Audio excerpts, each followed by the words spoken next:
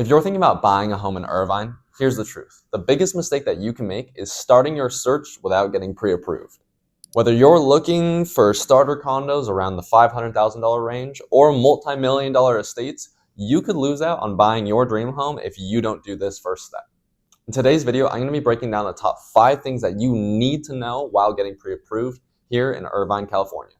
But I am a realtor here in Irvine, so if you are looking to buy, rent, or sell, make sure you reach out to me. All of my information will be in the description below. I'll also put my number right here to make it super easy to give me a quick text or a call. But now we'll get back into the video. So number 1 is you need to know your budget first. One of the biggest mistakes that I see most first-time homebuyers make, and really most buyers make, is they'll go and just get pre-approved by any lender, and then let's say it's $1 million, and then they'll go buy $1 million home. And then they'll realize that they don't want to spend the amount of money to own $1 million home monthly. So what do? What you need to do with you and whoever you're buying with, or just yourself, is understand how much a monthly payment you could make comfortably. So let's say it's $5,000. That does not mean that your mortgage is $5,000. That means it's probably closer to $3,800 roughly, because you're going to have taxes if you're looping that in. You're going to have HOA if you have to loop that in. You have many other monthly fees: mortgage, taxes, HOA, and insurance. So you also want to factor all of these things in. So when you go and talk with a lender the first time, don't just say, I want to get pre-approved for $1 million house. The actual price is kind of this like unfeasible number that's kind of imaginary. Really, what you want to know is how much home you can buy with this amount monthly and upfront. So when you get pre-approved by a lender, what you need to say is, hey, Mr. or Mrs. Lender, I want to buy a home and I'm comfortable spending $5,000 every month. What can that get me? And also on top of that, you're going to have to factor in how much you're willing to spend up front. So make sure you have that number as well. Number 2, sellers in Irvine and pretty much everywhere expect pre-approval letters unless you're all cash. So make sure you have it. So let's say you don't get pre-approved and you don't listen to me because you're like, I don't want to listen to Ryan. Whatever. You see the perfect home. And you go, we're not pre-approved just yet. I'm just going to write an offer to the seller and say, hey, we're going to go get pre-approved, but I'll give you $1 million with 20% down. Happy birthday. They're going to look at that and most likely laugh, because they're going to have 1 or 2 other offers, either pre-approved, fully underwritten, or all cash. And you're going, hey, I'm going to give you this $1 million. I pinky promise that I can do it. They're not going to accept that offer. So you need to make sure before you even look at homes, I don't care if the perfect home is there. Get pre-approved first and then go look, or else you're just going to be wasting your time.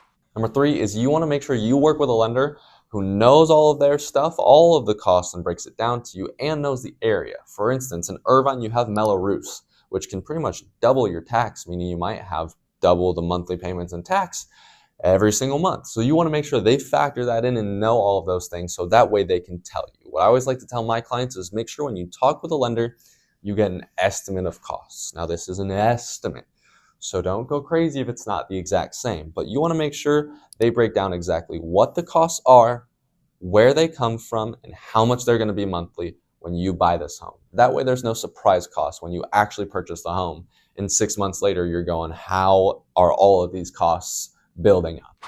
And number 4, pre-approval catches things early. What most people might not realize is you might have a lien against you and you have no clue. Or you might have worse credit than you thought and have no clue. Or you might not make as much money or have as good of a debt to income ratio as you thought you did. And you might be able to get pre-approved for a lot less than you thought. So let's break that down.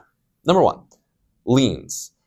Let's say you have a child. Let's say you're divorced and you haven't paid your child support in a couple months. That's going to come up when you go to buy a home. If you don't get pre-approved, you're going to write an offer and not know that. And then you have to deal with that as you're writing an offer and trying to buy this home. So you want to get pre-approved first. Make sure you have no child support liens, mechanics liens. Maybe you had someone work on your house and you didn't pay them and they filed a lien against you and you had no clue. There's all of these things that you're going to possibly, maybe, hopefully not, but might uncover during the pre-approval process.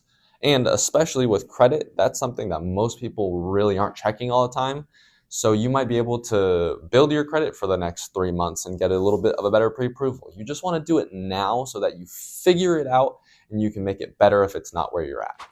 Number 5, Irvine homes sell fast. The average days on market right now is between 43 and 47 days. So I know you're like, Ryan, that's almost 2 months, 1.5 months.